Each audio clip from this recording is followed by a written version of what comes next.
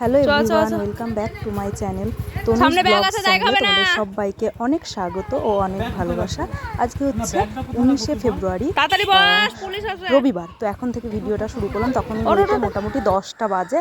তো বাড়ির থেকে আমরা তিনজনে বেরিয়ে পড়লাম রেডি টেডি হয়ে একেবারে।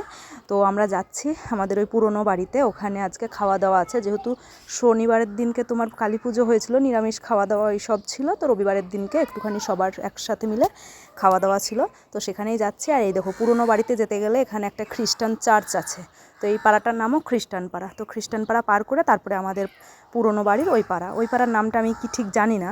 তো যাই হোক, চার্চের পাশ দিয়েই রাস্তাটা গেছে। তো ওখান দিয়েই পুরনো বাড়িতে যাচ্ছি। গিয়ে দেখি সবাই রান্নাবান্না শুরু করে দিয়েছে।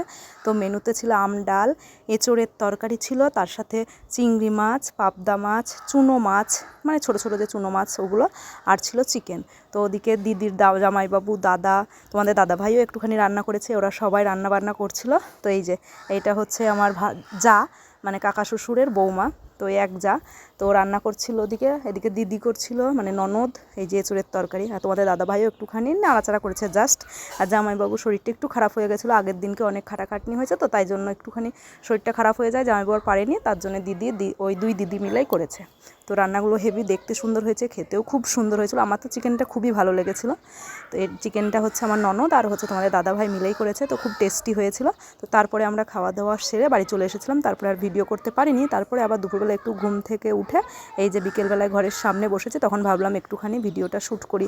সারাদিন তো সেরকমভাবে কিছুই করতে পারিনি ব্লগটা। এদিকে দুই বোনে দেখো কি সুন্দর খেলছে। আর এদিকে আমি একটুখানি বাড়ির চারপাশটা দেখিয়ে দিচ্ছি। গাছগুলো কি সুন্দর হয়েছে, আবার নতুন করে পাতা গজিয়েছে, খুব সুন্দর সবুজ, একদম দেখতে ভালো লাগছে। তো সেটাই তোমাদের সাথে ভাবলাম একটু শেয়ার করি। অনেক সুন্দর লাগছিল দেখতে। আর বাড়ি আসলে না মনটা একদম আলাদা রকম হয়ে যায়, মনে হয় বাড়িতেই থাকে, এত ভালো লাগে। তো আর কি দাদা বড়দা গাছ লাগিয়েছে সেগুলোই দেখাচ্ছিলাম।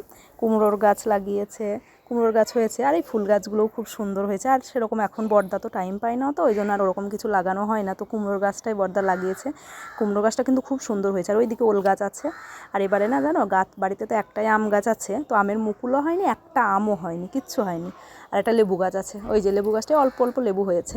আর আম গাছটায় মোটেই আম হয়নি, মানে কিচ্ছুই হয়নি। তো যাই হোক, তারপরে আর সেরকমভাবে ভিডিও শ্যুট করিনি। 20 তারিখ মানে হচ্ছে সোমবার দিনকে আমি আবার ওই আসাননগরের বাড়ির থেকে আমি এসেছি কাকার বাড়ি। আর বিকেলবেলায় এই যে মা বর্দেখানটায় না বেগুনের চারা লাগিয়েছে, ওখানে একটা দুটো কি হয়েছিল মনে হয়, মা ওগুলো দেখছিল, বা চারাগুলো কেমন বেরিয়েছে ওটাই দেখছিল।